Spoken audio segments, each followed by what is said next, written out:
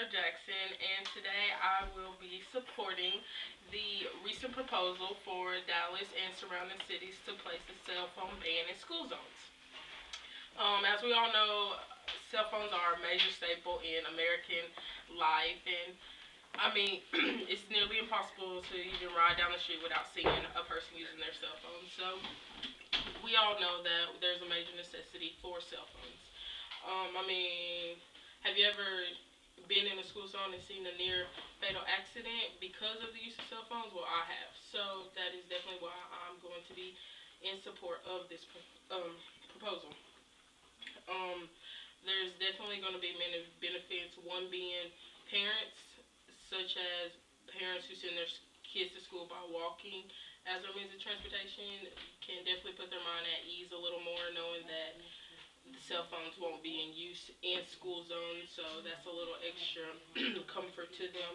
Um, with no cell phones, that's going to really eliminate a lot of careless mistakes that we see or hear about on the news, so that's definitely going to be a major plus. Fines will be majorly enforced, so the money will add to the revenue, especially seeing that our economy is in such bad shape right now. That would definitely help. Excuse me. There are, there is a different opposition that says that the ban won't work. So I'll definitely point out their major points and go ahead and rebut them. Um, I know personally, I take my little sister to school, and there's always those last minute break incidents that make you say, if he weren't on the cell phone or if she weren't on the cell phone, she would have saw the stopping a lot sooner and saved out on that little moment. That little fear factor definitely. I know that as of now we have Denton, Flower Mound, Fort Worth, Highland Park, Irving, and University Park all enacting some sort of cell phone usage in school zone ban. Not necessarily the same that one that Dallas is proposed, but one that is there. Um, the we know that not all parents are able to drop off their children in the mornings. So if you do have to send your child on walking, and you always have that little uneasiness about the whole situation because there is that possibility that your kid will get hit, walking across the street, and if he does or if she does get hit, you obviously don't want the use of a cell phone to be the main contributing factor. So I think that the ban of the cell phone in the school zone just gives, a parent just a little bit more comfort, a little more ease when they know that they're sending their child off to school. Um, Fully attentive drivers are definitely the best kind of drivers. Distractions such as, conversations, maybe laughing at a joke that, somebody told you on the phone, the slightest little thing can go ahead and ruin your awareness. And so, um, that'll definitely be eliminated. I know if I have to answer the phone, sometimes there's a little fumble with the phone, and and you're kind of looking down trying to see what's going on. So in the school zone, that is definitely not somewhere you want to be. That all over the place, trying to look for a cell phone, So, with the school zone, children. I mean, that's just the main thing that comes along with school zones. So that's definitely there.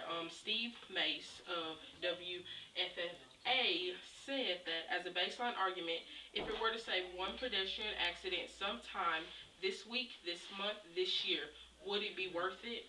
The answer is yes, and I definitely agree. If it's just one accident it saves, then hey, the ban did its job as far as I'm concerned.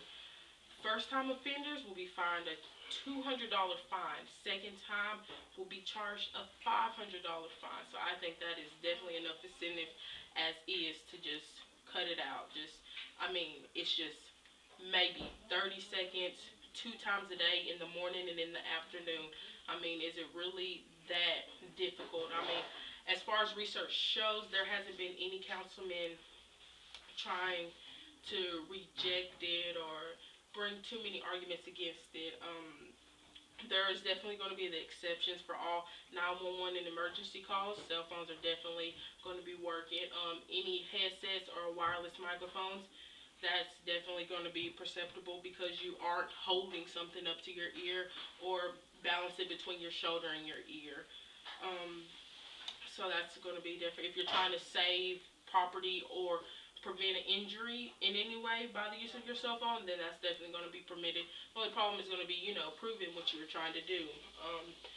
While people say it might not work, they're saying that bans don't always work, which is true. You're going to have a problem enforcing everything. But like I said, with the use of the fines, I mean, once people start getting enough tickets for something as silly as using a cell phone in a 45-second span, I mean, I'm pretty sure that'll go ahead and cut out a lot of unnecessary cell phone usage. A major argument is that if you're gonna